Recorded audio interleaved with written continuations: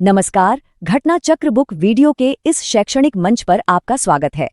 हमारा उद्देश्य है ज्ञान को सरल, स्पष्ट और सुलभ रूप में आप तक पहुंचाना। आइए आरंभ करते हैं अध्ययन और सफलता की इस यात्रा को। नमस्कार, कभी सोचा है कि भारत का सुप्रीम कोर्ट अपना काम बिना रुके कैसे चलाता है? मतलब तब भी जब जजों की कमी हो जाए? और हाँ, ये जज आखिर चुने कैसे जाते हैं? आज हम न्यायपालिका की कार्यप्रणाली के अंदर झांकेंगे और दो बहुत ही जरूरी व्यवस्थाओं को समझेंगे। एक है तदर्थ न्यायाधीश और दूसरी है कोलेजियम प्रणाली। तो चलिए शुरू करते हैं। अच्छा, सबसे पहले इसी सवाल से शुरुआत करते हैं। सोचकर देखिए, सुप्रीम कोर्ट में कोई बहुत ही जरूरी संवैधानिक मामला सुना जाना है, लेकिन उस बेंच को पूरा करने के लिए जितने जज चाहिए उतने हैं ही नहीं। तो क्या होगा? क्या सारा काम रुक जाएगा? जी नहीं, बिल्कुल नहीं। और इसका हल हमारे संविधान में ही दिया गया है। इस हल को समझने से पहले कोरम शब्द का मतलब समझना जरूरी है। देखिए, कोरम का सीधा सा मतलब है किसी भी बैठक या कार्यवाही को आधिकारिक तौर पर चलाने के लिए सदस्यों की कम से कम जरूरी संख्या। अगर कोरम ही पूरा ना हो तो काम आगे नहीं बढ़ सकता। और बस यहीं पर तदर्थ न्यायाधीश यानी एड हॉक जजेस की एंट्री होती है। ये एक ऐसा संवैधानिक उपाय है जो ये पक्का करता है कि जजों की कमी की वजह से न्याय का पहिया कभी न थमे। और हाँ, ये कोई जुगाड़ नहीं है। तदर्थ न्यायाधीशों की नियुक्ति का प्रावधान सीधे सीधे हमारे संविधान में किया गया है। ये दिखाता है कि हमारे संविधान बनाने वाले कितने दूर की सोचते थे।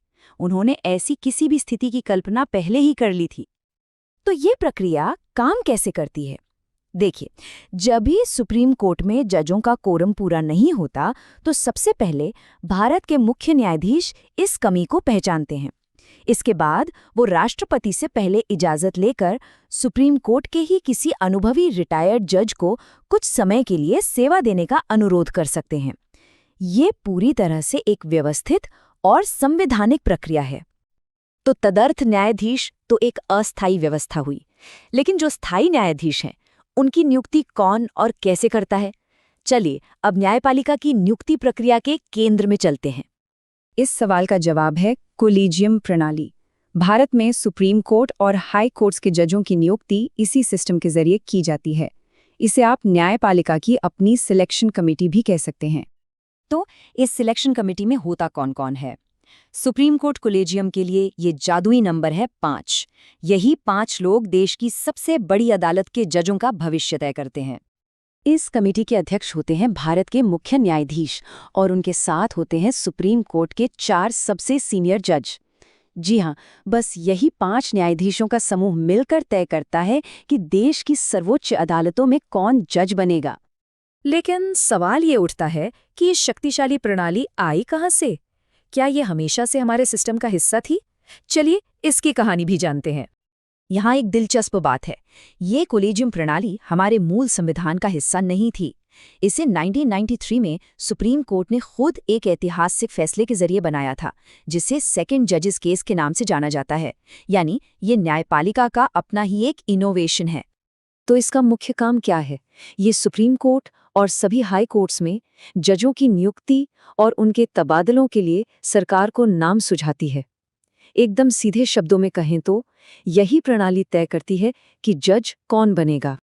तो आज हमने जो कुछ भी समझा, आइए उसकी 4 सबसे जरूरी बातें फटाफट दोहरा लेते हैं और फिर एक बड़े सवाल पर इस चर्चा को विराम देते हैं। इस पूरी चर्चा से 4 बातें याद रखने वाली हैं। पहली, कोरम न होने पर तदर्थ न्यायाधीश नियुक्त होते हैं। दूसरी, ये नियुक्ति राष्ट्रपति की सहमति से मुख्य न्यायाधीश करते हैं। तीसरी, स्थायी जजों की नियुक्ति के लिए जो कोलेजियम प्रणाली है उसमें 5 सदस्य होते हैं। और चौथी बात, ये प्रणाली 1993 में एक न्यायिक फैसले से ही बनी थी, संविधान में शुरू से नहीं थी।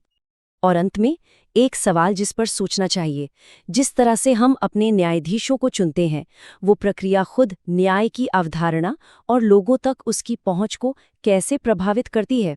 इस पर सोचिएगा जरूर। अगली बार फिर मिलेंगे एक नई जानकारी के साथ।